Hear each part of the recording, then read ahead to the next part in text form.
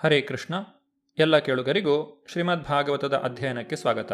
ಬಲಿ ಮಹಾರಾಜನು ದೇವಲೋಕದ ಮೇಲೆ ಆಕ್ರಮಣವನ್ನು ಮಾಡಿದಾಗ ಎಲ್ಲ ದೇವತೆಗಳು ದೇವಲೋಕವನ್ನು ಬಿಟ್ಟು ಹೊರಟು ಹೋದರು. ತನ್ನ ಮಕ್ಕಳಿಗಾದಂತಹ ದುಸ್ಥಿತಿಯನ್ನು ಕಂಡ ಅದಿತಿ ದೇವಿಯು ತನ್ನ ಪತಿಯಾದಂತಹ ಕಶ್ಯಪರಲ್ಲಿ ತನ್ನ ಅಳಲನ್ನು ಹೇಳಿಕೊಳ್ಳುತ್ತಾಳೆ. ಆಗ ಕಶ್ಯಪರು ಅದಿತಿ ದೇವಿಗೆ ಸಾಂತ್ವನವನ್ನು ಹೇಳುತ್ತಾರೆ. ದೇವೋತ್ತಮ ಪರಮಪುರುಷನಾದ ಶ್ರೀಕೃಷ್ಣನ ಭಕ್ತಿ ಸೇವೆಯಲ್ಲಿ ತೊಡಗುವಂತೆ ಕಶ್ಯಪ ಮುನಿಗಳು ಆಕೆಗೆ ಸಲಹೆ ನೀಡುತ್ತಾರೆ. ಆಗ ಅದಿತಿ ದೇವಿಯು ಕಶ್ಯಪರಲ್ಲಿ ಈ ರೀತಿಯಾಗಿ ಹೇಳಿದಳು: ಓ ಬ್ರಾಹ್ಮಣರೇ, ನನಗೆ ನಿಯಾಮಕ ತತ್ವಗಳನ್ನು ಹೇಳಿಕೊಡಿ. ಅದರಿಂದ ನಾನು ಜಗತ್ತಿನ ಪರಮಪ್ರಭುವನ್ನು ಆರಾಧಿಸಲು ಸಾಧ್ಯವಾಗುತ್ತದೆ. ಹೀಗೆ ನನ್ನಲ್ಲಿ ಸುಪ್ರೀತನಾದ ಪ್ರಭುವು ನನ್ನ ಎಲ್ಲ ಬಯಕೆಗಳನ್ನು ಪೂರೈಸುವಂತಾಗಲಿ. ಮಾನವ ತಾನೊಂದು ಬಗೆದರೆ ದೈವವೊಂದು ಬಗೆಯುತ್ತದೆ ಎಂಬ ಮಾತಿದೆ. ಹಾಗೆ ಒಬ್ಬ ವ್ಯಕ್ತಿಯು ಅನೇಕ ಬಯಕೆಗಳನ್ನು ಹೊಂದಿರಬಹುದು. ದೇವೋತ್ತಮ ಪರಮಪುರುಷನು ಅನುಗ್ರಹಿಸದೇ ಇದ್ದರೆ ಈ ಇಚ್ಛೆಗಳು ಪೂರೈಸಲಾರವು. ಇಚ್ಛಾಪೂರ್ತಿಯನ್ನು ಸತ್ಯಸಂಕಲ್ಪ ಎನ್ನಲಾಗಿದೆ. ಈ ಸತ್ಯಸಂಕಲ್ಪ ಪದವು ಬಹಳ ಮುಖ್ಯವಾದದ್ದು. ಅದಿತಿಯು ತನ್ನ ಪತಿಯ ಅನುಗ್ರಹವನ್ನು ಬೇಡಿದಳು. ದೇವೋತ್ತಮ ಪರಮಪುರುಷನನ್ನು ಆರಾಧಿಸಲು ಅಗತ್ಯವಾದಂತಹ ನಿರ್ದೇಶನಗಳನ್ನು ಅವಳು ಕಶ್ಯಪರಿಂದ ಕೇಳಿ ತಿಳಿಯಲು ಬಯಸಿದಳು. ಭಕ್ತನಾದವನು ಮೊದಲು ತಾನು ಪರಮಪ್ರಭುವನ್ನು ಆರಾಧಿಸುತ್ತೇನೆ ಎಂಬ ಬಗ್ಗೆ ಸಂಕಲ್ಪವನ್ನು ಮಾಡಬೇಕು. ಆಮೇಲೆ ಗುರುವು ಶಿಷ್ಯನಿಗೆ ಸರಿಯಾದ ಮಾರ್ಗದರ್ಶನ ಮಾಡುತ್ತಾನೆ. ಒಬ್ಬ ರೋಗಿಯು ಹೇಗೆ ತನಗೆ ಚಿಕಿತ್ಸೆ ನಡೆಸುವ ವೈದ್ಯನಿಗೆ ತನಗೆ ಇಂತಹುದೇ ಔಷಧವನ್ನು ಬರೆದುಕೊಡಿ ಎಂದು ಒತ್ತಾಯ ಮಾಡಲಾರನೋ, ಹಾಗೆಯೇ ಭಕ್ತನಾದವನು ಗುರುವಿನ ಮೇಲೆ ಪ್ರಭುತ್ವ ನಡೆಸಲಾರನು. ದೇವೋತ್ತಮ ಪರಮಪುರುಷನನ್ನು ಆರಾಧಿಸುವ ವಿಧಾನದ ಮೊದಲ ಹೆಜ್ಜೆ ಇಲ್ಲಿದೆ. ಭಗವದ್ಗೀತೆಯಲ್ಲಿ ದೃಢಪಡಿಸಿರುವಂತೆ ಚತುರ್ವಿಧ ಭಜಂತೆ ಮಾಂ ಯೇ ಜನಾ ಸುಕೃತಿನೋ ಅರ್ಜುನ ಆರ್ತೋ ಜಿಜ್ಞಾಸುರರ್ಥಾರ್ಥಿ ಜ್ಞಾನೀಚ ಭರತರ್ಷಭ. ಭಾರತಶ್ರೇಷ್ಠನೇ, 4 ಬಗೆಯ ಪುಣ್ಯಾತ್ಮರು ನನಗೆ ಭಕ್ತಿ ಸೇವೆಯನ್ನು ಸಲ್ಲಿಸುತ್ತಾರೆ: ಆರ್ತ, ಅರ್ಥಾರ್ಥಿ, ಜಿಜ್ಞಾಸು ಮತ್ತು ಪರಾತ್ಪರ ಜ್ಞಾನಕ್ಕಾಗಿ ಹಂಬಲಿಸುವ ಜ್ಞಾನಿ. ಅದಿತಿಯು ಆರ್ತಳಾಗಿದ್ದಳು. ಅವಳು ತುಂಬಾ ವ್ಯಥೆಗೀಡಾಗಿದ್ದಳು. ಏಕೆಂದರೆ ಅವಳ ಪುತ್ರರಾದ ದೇವತೆಗಳು ಎಲ್ಲವನ್ನೂ ಕಳೆದುಕೊಂಡಿದ್ದರು. ಆದ್ದರಿಂದಲೇ ಅವಳು ತನ್ನ ಪತಿಯಾದ ಕಶ್ಯಪ ಮುನಿಗಳ ನಿರ್ದೇಶನದಲ್ಲಿ ದೇವೋತ್ತಮ ಪರಮಪುರುಷನ ಆಶ್ರಯವನ್ನು ಪಡೆಯಲು ಬಯಸಿದಳು. ಅದಿತಿ ದೇವಿಯು ತನ್ನ ಮಾತುಗಳನ್ನು ಮುಂದುವರೆಸಿದಳು: ಓ ಬ್ರಾಹ್ಮಣೋತ್ತಮರೇ, ಭಕ್ತಿ ಸೇವೆಯ ಮೂಲಕ ದೇವೋತ್ತಮ ಪರಮಪುರುಷನನ್ನು ಆರಾಧಿಸುವ ಪರಿಪೂರ್ಣ ವಿಧಾನವನ್ನು ದಯಮಾಡಿ ನನಗೆ ಉಪದೇಶಿಸಿರಿ. ಅದರಿಂದ ಭಗವಂತನು ಬಹುಬೇಗನೆ ನನ್ನಲ್ಲಿ ಸುಪ್ರೀತನಾಗಿ ಅತ್ಯಂತ ಅಪಾಯಕರವಾದ ಈ ಪರಿಸ್ಥಿತಿಯಿಂದ ನನ್ನನ್ನೂ ನನ್ನ ಪುತ್ರರನ್ನೂ ರಕ್ಷಿಸುವಂತಾಗಲಿ. ಆಧ್ಯಾತ್ಮಿಕ ಮುನ್ನಡೆಯನ್ನು ಸಾಧಿಸಲು ಭಕ್ತಿ ಸೇವೆಯನ್ನು ಬಳಸುವ ಬಗ್ಗೆ ಉಪದೇಶ ನೀಡುವಂತಹ ಒಬ್ಬ ಗುರುವನ್ನು ಸಮೀಪಿಸಬೇಕೇ ಎಂಬುದರ ಬಗ್ಗೆ ಕೆಲವು ವೇಳೆ ಮಂದಮತಿಗಳಾದವರು ಪ್ರಶ್ನಿಸುತ್ತಾರೆ. ಅದಕ್ಕೆ ಉತ್ತರ ಇಲ್ಲಿದೆ. ಖಂಡಿತವಾಗಿ ಇಲ್ಲಿ ಮಾತ್ರವಲ್ಲ, ಭಗವದ್ಗೀತೆಯಲ್ಲೂ ಇದೆ. ಅಲ್ಲಿ ಅರ್ಜುನನು ಶ್ರೀಕೃಷ್ಣನನ್ನು ತನ್ನ ಗುರುವಾಗಿ ಸ್ವೀಕರಿಸಿದನು. ಶಿಷ್ಯಸ್ತೇಹಂ ಶಾಧಿಮಾಂ ತ್ವಾಂ ಪ್ರಪನ್ನಂ. ವೇದಗಳು ಕೂಡ ತದ್ ವಿಜ್ಞಾನಾರ್ಥಂ ಸ ಗುರುಮೇವಾಭಿಗಚ್ಚೇತ್ ಎಂದು ಹೇಳುತ್ತವೆ. ಆಧ್ಯಾತ್ಮಿಕ ಜೀವನದ ಮುನ್ನಡೆಯ ಬಗ್ಗೆ ಗಂಭೀರವಾಗಿ ಆಸಕ್ತಿ ಉಳ್ಳವನಾದರೆ ವ್ಯಕ್ತಿಯು ಸರಿಯಾದ ಮಾರ್ಗದರ್ಶನಕ್ಕಾಗಿ ಒಬ್ಬ ಗುರುವನ್ನು ಆಶ್ರಯಿಸಲೇಬೇಕು. ದೇವೋತ್ತಮ ಪರಮಪುರುಷನ ಪ್ರತಿನಿಧಿಯಾದ ಆಚಾರ್ಯರನ್ನು ಆರಾಧಿಸಬೇಕೆಂದು ಭಗವಂತನು ಹೇಳುತ್ತಾನೆ. ಆಚಾರ್ಯಂ ಮಾಂ ವಿಜಾನೀಯಾತ್. ಇದನ್ನು ಪ್ರತಿಯೊಬ್ಬನೂ ಖಂಡಿತವಾಗಿಯೂ ತಿಳಿದಿರಬೇಕು. ಗುರುವು ದೇವೋತ್ತಮ ಪರಮಪುರುಷನ ವ್ಯಕ್ತರೂಪವಾಗಿದ್ದಾರೆ. ಶಾಸ್ತ್ರಗಳಲ್ಲಿ ಹೇಳಿರುವ ಸಾಕ್ಷ್ಯಾಧಾರಗಳ ಪ್ರಕಾರ ಮತ್ತು ಭಕ್ತರ ಉಪಯುಕ್ತ ನಡವಳಿಕೆಯಿಂದಾಗಿ ವ್ಯಕ್ತಿಯು ಗುರುವೊಬ್ಬನನ್ನು ಒಪ್ಪಿಕೊಳ್ಳಲೇಬೇಕು. ಪರಮಪ್ರಭುವನ್ನು ಪೂಜಿಸಿ ಭಕ್ತಿ ಸೇವೆ ಮತ್ತು ಆಧ್ಯಾತ್ಮಿಕ ಪ್ರಜ್ಞೆಗಳಲ್ಲಿ ಮುನ್ನಡೆಯನ್ನು ಸಾಧಿಸಲು ತನಗೆ ಮಾರ್ಗದರ್ಶನ ನೀಡಬಲ್ಲವರೆಂದು ಅದಿತಿಯು ತನ್ನ ಪತಿಯನ್ನೇ ಗುರುವಾಗಿ ಸ್ವೀಕರಿಸಿದಳು. ಶ್ರೀ ಕಶ್ಯಪ ಮುನಿಗಳು ಈ ರೀತಿಯಾಗಿ ನುಡಿದರು: ನನಗೆ ಮಕ್ಕಳಾಗಬೇಕೆಂದು ಇಚ್ಛಿಸಿದಾಗ ನಾನು ಕಮಲದಿಂದ ಹುಟ್ಟಿದ ಬ್ರಹ್ಮನ ಮುಂದೆ ವಿಚಾರಗಳನ್ನು ಮಂಡಿಸಿದೆನು. ಯಾವುದರಿಂದ ದೇವೋತ್ತಮ ಪರಮಪುರುಷನಾದ ಕೇಶವನು ಸಂತುಷ್ಟನಾದನೋ, ಯಾವುದನ್ನು ಬ್ರಹ್ಮನು ನನಗೆ ಉಪದೇಶಿಸಿದನೋ ಅದೇ ಪ್ರಕ್ರಿಯೆಯನ್ನು ಈಗ ನಾನು ನಿನಗೆ ವಿವರಿಸುತ್ತೇನೆ. ಇಲ್ಲಿ ಭಕ್ತಿ ಸೇವೆಯ ಪ್ರಕ್ರಿಯೆಯನ್ನು ಮತ್ತಷ್ಟು ವಿವರಿಸಲಾಗಿದೆ. ದೇವೋತ್ತಮ ಪರಮಪುರುಷನನ್ನು ಸಂತುಷ್ಟಗೊಳಿಸಲು ಬ್ರಹ್ಮನು ಯಾವ ಪ್ರಕ್ರಿಯೆಯನ್ನು ತಮಗೆ ಸಲಹೆ ಮಾಡಿದ್ದನೋ ಅದನ್ನೇ ಕಶ್ಯಪ ಮುನಿಗಳು ಅದಿತಿಗೆ ಉಪದೇಶಿಸಲು ಬಯಸಿದರು. ಇದು ಮೌಲಿಕವಾದದ್ದು. ಶಿಷ್ಯನಿಗೆ ಉಪದೇಶಿಸುವಾಗ ಗುರುವು ಹೊಸ ಪ್ರಕ್ರಿಯೆ ಏನನ್ನೂ ತಯಾರು ಮಾಡುವುದಿಲ್ಲ. ತನ್ನ ಗುರುವು ತನಗೆ ಉಪದೇಶಿಸಿದ ಅಧಿಕೃತ ಪ್ರಕ್ರಿಯೆಯನ್ನೇ ಈ ಗುರುವು ತನ್ನ ಶಿಷ್ಯನಿಗೆ ಉಪದೇಶಿಸುತ್ತಾನೆ.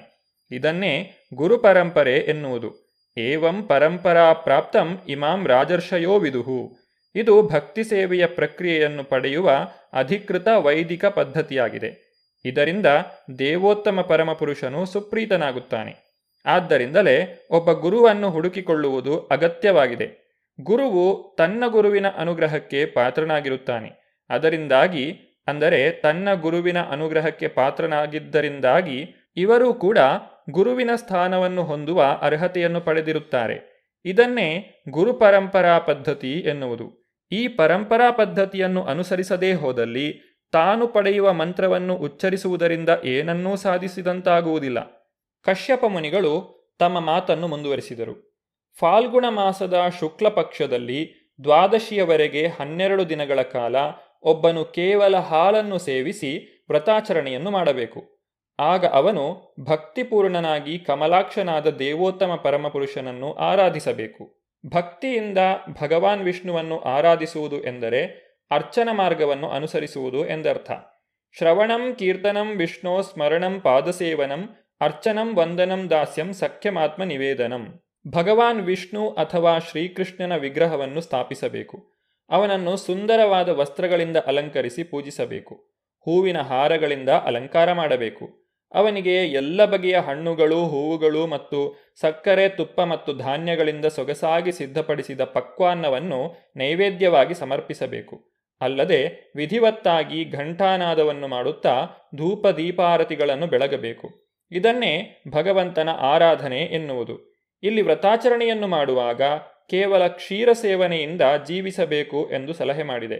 ಇದನ್ನು ಪಯೋವೃತ ಎಂದು ಕರೆಯಲಾಗಿದೆ. ಏಕಾದಶಿಯ ದಿನ ನಾವು ಸಾಮಾನ್ಯವಾಗಿ ಯಾವ ಧಾನ್ಯವನ್ನು ಆಹಾರವಾಗಿ ತಿನ್ನದೆ ಭಕ್ತಿ ಸೇವೆಯನ್ನು ಆಚರಿಸುವ ಹಾಗೆಯೇ ದ್ವಾದಶಿಯ ದಿನ ಹಾಲನ್ನಲ್ಲದೆ ಬೇರೇನನ್ನೂ ತೆಗೆದುಕೊಳ್ಳಬಾರದು ಎಂದು ಸಾಮಾನ್ಯವಾಗಿ ಸಲಹೆ ಮಾಡಲಾಗಿದೆ. ಪರಮಪ್ರಭುವಿಗೆ ನಡೆಯುವ ಪಯೋವೃತ ಮತ್ತು ಅರ್ಚನೆಗಳ ಭಕ್ತಿ ಸೇವೆಯನ್ನು ಶುದ್ಧ ಭಕ್ತಿ ಭಾವದಿಂದ ಮಾಡಬೇಕು. ಭಕ್ತಿ ಇಲ್ಲದೆ ದೇವೋತ್ತಮ ಪರಮಪುರುಷನನ್ನು ಪೂಜಿಸುವುದು ಸಾಧ್ಯವಿಲ್ಲ. ಭಕ್ತ್ಯಾ ಮಾಂ ಅಭಿಜಾನಾತಿ ಯಾವಾನ್ ಯಶ್ಚಾಸ್ಮಿ ತತ್ವತಃ. ಯಾರಾದರೂ ದೇವೋತ್ತಮ ಪರಮಪುರುಷನನ್ನು ತಿಳಿಯಬಯಸಿದರೆ ಮತ್ತು ಅವನೊಂದಿಗೆ ನೇರ ಸಂಬಂಧವನ್ನು ಹೊಂದಲು ಬಯಸಿದರೆ ಅವನಿಗೆ ಏನನ್ನು ಅರ್ಪಿಸಬೇಕು ಮತ್ತು ಅವನನ್ನು ಹೇಗೆ ಸಂತೃಪ್ತಿಗೊಳಿಸಬೇಕು ಎಂಬುದನ್ನು ತಿಳಿದು ಭಕ್ತಿ ಮಾರ್ಗವನ್ನು ಅನುಸರಿಸಬೇಕು. ಮನಸ್ಸನ್ನು ಸದ್ಭಾವದಲ್ಲಿ ನೆಲೆಗೊಳಿಸಿ ಈ ಪಯೋವೃತವನ್ನು ವಿಧಿವತ್ತಾಗಿ ಆಚರಿಸಲು ಕಶ್ಯಪ ಮುನಿಗಳು ಅದಿತಿ ದೇವಿಗೆ ತಿಳಿಸಿದರು. ಈ ಪಯೋವೃತವು ಸರ್ವಯಜ್ಞವೆಂದು ವಿದಿತವಾಗಿದೆ. ಅಂದರೆ ಈ ಯಜ್ಞವನ್ನು ಆಚರಿಸಿದರೆ ಇತರ ಎಲ್ಲ ಯಜ್ಞಗಳನ್ನು ಆಚರಿಸಿದಂತಾಗುವುದು. ಎಲ್ಲ ವಿಧ್ಯುಕ್ತ ಆಚರಣೆಗಳಲ್ಲಿ ಇದು ಅತ್ಯುತ್ತಮವೆಂದು ಪರಿಗಣಿತವಾಗಿದೆ. ಓ ಸಾಧ್ವಿಮಣಿಯೇ, ಈ ವ್ರತವು ಎಲ್ಲ ವ್ರತಗಳ ಸಾರಸರ್ವಸ್ವವಾಗಿದೆ ಮತ್ತು ಪರಮ ನಿಯಾಮಕನನ್ನು ಸುಪ್ರೀತಗೊಳಿಸುವ ಮತ್ತು ದಾನ ಧರ್ಮಗಳನ್ನು ಮಾಡುವ ಪ್ರಕ್ರಿಯೆಯೂ ಆಗಿದೆ. ಭಗವಾನ್ ವಿಷ್ಣುವಿನ ಪೂಜೆಯನ್ನು ಹೇಗೆ ಮಾಡಬೇಕು ಎಂಬುದನ್ನು ಈ ಪಯೋವೃತ ವಿಧಾನದಲ್ಲಿ ಪೂರ್ಣವಾಗಿ ವರ್ಣಿಸಲಾಗಿದೆ. ವರ್ಣಾಶ್ರಮ ಧರ್ಮದಿಂದ ಭಗವಾನ್ ವಿಷ್ಣುವನ್ನು ಸಂತುಷ್ಟಿಗೊಳಿಸುವುದು ಬದುಕಿನ ಅಂತಿಮ ಗುರಿಯಾಗಿದೆ. 4 ವರ್ಣಗಳ ಮತ್ತು ಆಶ್ರಮಗಳ ವೈದಿಕ ತತ್ವಗಳು ವಿಷ್ಣುವಿನ ಆರಾಧನೆಗೆ ಮೀಸಲಾಗಿವೆ. ವಿಷ್ಣುರಾರಾಧ್ಯತೆ ಪುಂಸಾಂ ನಾಣ್ಯತ್ ತತ್ತೋಷ ಕಾರಣಂ. ಅಧೋಕ್ಷಜನೆಂದು ಹೆಸರಾದ ದಿವ್ಯ ದೇವೋತ್ತಮ ಪರಮಪುರುಷನನ್ನು ಸುಪ್ರಸನ್ನನಾಗಿಸಿಕೊಳ್ಳಲು ಇದು ಅತ್ಯುತ್ತಮ ವಿಧಾನವಾಗಿದೆ. ಇದು ಎಲ್ಲ ನಿಯಾಮಕ ತತ್ವಗಳಲ್ಲಿ ಅತ್ಯುತ್ತಮವಾದದ್ದು. ಇದು ಅತ್ಯುತ್ತಮ ವ್ರತವೂ ಹೌದು. ಇದು ದಾನ ಮಾಡುವ ಅತ್ಯುತ್ತಮ ವಿಧಾನವೂ ಮತ್ತು ಅತ್ಯುತ್ತಮ ಯಜ್ಞವಿಧಿಯೂ ಆಗಿದೆ. ಭಗವದ್ಗೀತೆಯಲ್ಲಿ ಶ್ರೀಕೃಷ್ಣನು ನುಡಿಯುವಂತೆ ಸರ್ವಧರ್ಮಾನ್ ಪರಿತ್ಯಜ್ಯ ಮಾಮೇಕಂ ಶರಣಂ ವ್ರಜ ಅಹಂ ತ್ವಾಂ ಸರ್ವಪಾಪೇಭ್ಯೋ ಮೋಕ್ಷಯಿಷ್ಯಾಮಿ ಮಾ ಶುಚಃ. ಸರ್ವಧರ್ಮಗಳನ್ನು ಪರಿತ್ಯಾಗ ಮಾಡಿ ನನ್ನೊಬ್ಬನನ್ನೇ ಶರಣಾಗು, ನಾನು ನಿನ್ನನ್ನು ಸರ್ವಪಾಪಗಳಿಂದ ಬಿಡಿಸುವೆನು, ಹೆದರಬೇಡ. ಭಗವಂತನನ್ನು ಸಂತುಷ್ಟಿಗೊಳಿಸದ ಹೊರತು ವ್ಯಕ್ತಿಗೆ ತನ್ನ ಕಾರ್ಯದಲ್ಲಿ ಉತ್ತಮ ಫಲವು ದೊರೆಯಲು ಸಾಧ್ಯವಿಲ್ಲ. ಧರ್ಮ ಸ್ವಾನುಷ್ಠಿತಾ ಪುಂಸಾಂ ವಿಶ್ವಕ್ಸೇನ ಕಥಾಸುಯ ನೋತ್ಪಾದಯತ್ ಯತಿರತಿಂ ಶ್ರಮ ಏವ ಹಿ ಕೇವಲಂ.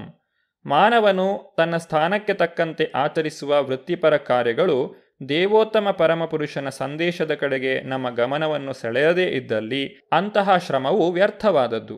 ಭಗವಾನ್ ವಿಷ್ಣುವನ್ನು ಅಂದರೆ ವಾಸುದೇವನನ್ನು ಸಂತುಷ್ಟಿಗೊಳಿಸುವುದರಲ್ಲಿ ಆಸಕ್ತಿ ಇಲ್ಲದೇ ಇದ್ದರೆ ವ್ಯಕ್ತಿಯು ಮಾಡುವ ಶುಭ ಕಾರ್ಯಗಳು ನಿಷ್ಫಲವಾಗುತ್ತವೆ.